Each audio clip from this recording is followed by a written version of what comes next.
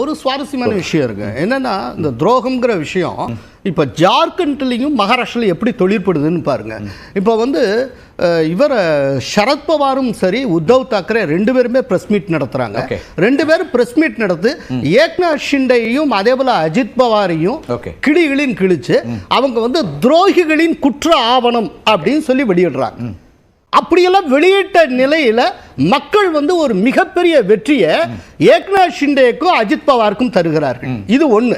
ஆனால் அதே நேரத்தில் ஜார்க்கண்ட்ல சம்பாய் சோரனும் சரி சீதா சோரனும் சரி அவங்க திடீர்னு கட்சி மாதிரி பிஜேபியில் இணைகிறாங்க. மக்கள் அங்க நிராகரிக்கிறாங்க. அங்க அவங்க துரோகிகள் மக்கள் ஏற்றுக்கொள்ள தயாரா இருக்காங்க. இங்க இல்ல. அதுக்கு காரணம் நீங்க சொல்றீங்க ஏக்நாத் ஷிண்டே துரோகம் செய்தார்.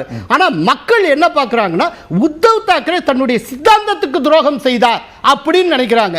நிச்சயமா பால் தாக்கரே உயிரோட இருந்தால் உத்தவ் தாக்கரே மன்னித்து இருக்க மாட்டார்.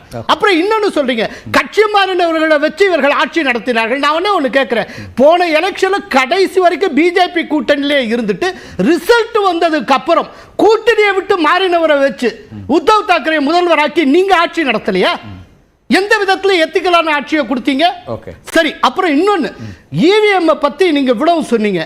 இன்னைக்கு காலையில் பிரியங்காவுடைய கணவர் ராபர்ட் வத்ராட்ட கேள்வி கேட்கிறாங்க. இவிஎம் குற்றம் சாட்டுறாங்களே, அதுக்கு ராபர்ட் வத்ரா, உங்களுடைய ராபர்ட் வத்ரா சொன்ன பதில், இவிஎம் வயநாட்டில் சரியா இருக்கு, கர்நாடகாவில் சரியா இருக்கு, ஜார்க்கண்ட்ல சரியா இருக்கு, மகாராஷ்டிராவில் மட்டும் சரியா இல்லைன்னா அது எப்படி சார், ஏதாவது நியாயமா அப்படின்னு சிரிச்சுட்டு போயிட்டார். Okay, right.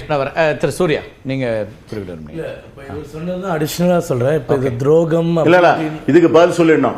வாங்க திரு பீட்டர் சொல்லுங்க. எஸ். இல்ல, அதாவது நீங்க காங்கிரஸ் கட்சியினுடைய அபிஷியல் ஸ்டாண்டுக்கு தான் பதில் சொல்ல முடியும்.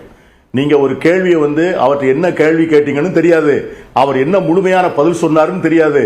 அந்த பதிலை இங்க சொல்லக்கூடிய அளவுக்கு அது தகுதியான பதிலும் அல்ல. இன்னைக்கு நம்ம ஆர்கியூ பண்றது இருக்கிற, அதான் நான் என்ன கேட்கிறேன், நீங்களே தான் சொன்னீங்க ஜார்க்கண்டில் துரோகத்தை மக்கள் நிராகரிக்கிறார்கள், ஆனால் மும்பையில் துரோகத்தை ஆதரிக்கிறார்கள்னா அப்ப அங்க என்ன டிஃபரன்ஸ் வருதுன்னு நான் கேக்குறேன். துரோகம் என்கிற பார்வையில வித்தியாசம் இருக்கு. ஏக்நாத் ஷிண்டே செய்தது, ஏக்நாத் ஷிண்டேயை வரவேற்றார்கள். உத்தவ் தாக்கரே செய்தது சித்தாந்தத்துக்கான துரோகம்னு மக்கள் நினைக்கிறாங்க. இந்த இடத்துல துரோகின்னு உத்தவ் தாக்கரே பார்க்கறாங்க. அதத்தான் சொல்ல வரேன். Okay, yes. நான் என்ன சொல்றதுன்னா, நான் என்ன சொல்றேன்னா, கோலாகல சீனிவாஸ் அவர்களே, நான் என்ன சொல்றேன்னா அது மக்கள் சொல்லவில்லை. அப்படி சொல்வதற்கான ஒரு சூழ்நிலையை இன்னைக்கு இருக்கிற தேர்தல் ஆணையம் வலிந்து ஏற்பாடு செய்திருக்கிறது. அதுதான் என்னுடைய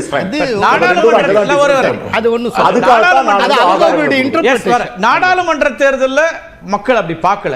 நீங்க அப்படின்னா அங்க வெற்றி வந்திருக்கணும், ஏக்நாத் ஷிண்டேக்கு வெற்றி வந்திருக்கணும். நாடாளுமன்ற தேர்தலில் பால் தாக்கரேவுடைய கொள்கை வாரிசு அப்படிலாம் கிடையாது. ஏன்னா அந்த நாடாளுமன்ற தேர்தலில் அசம்பிளி செக்மெண்ட் வைஸ் பாத்தீங்கன்னா நெக்கத்தான் இருந்தது. சார், வெற்றி யாருக்கு வந்தது? ரைட், நான் இல்லன்னு சொல்ல. நீங்க அசெம்பிளி செக்மெண்ட் வைஸ் நீங்க இவ்வளவு கீழ போயிடலங்கிறதுக்காக சொல்றேன். நீங்க சீட்டை வச்சு சொல்லிட்டு இருக்கீங்க. நான் அசெம்பிளி செக்மெண்ட் வைஸ் பாத்தீங்கன்னா 127 150 பெரிய வித்தியாசம் இல்ல. பேசுறதுல பெரிய வித்தியாசம் இல்ல. இடங்களோட எண்ணிக்கையை தான் பேசுறோம். 160 125 160 அசெம்பிளி செக்மெண்ட்ஸ்ல எம்பிஏ லீடிங்ல இருந்தது. இந்தியா கூட்டணி நம்ம மக்கள் புரியுற மாதிரி வச்சுப்போம். இந்தியா கூட்டணி 160 இடங்கள்ல முன்னணியில இருந்தது, முன்னிலையில இருந்தது. என்டிஏ 125 இடங்கள்ல இருந்தவங்க இப்ப 233 இடங்களை இப்ப வாங்குறாங்க.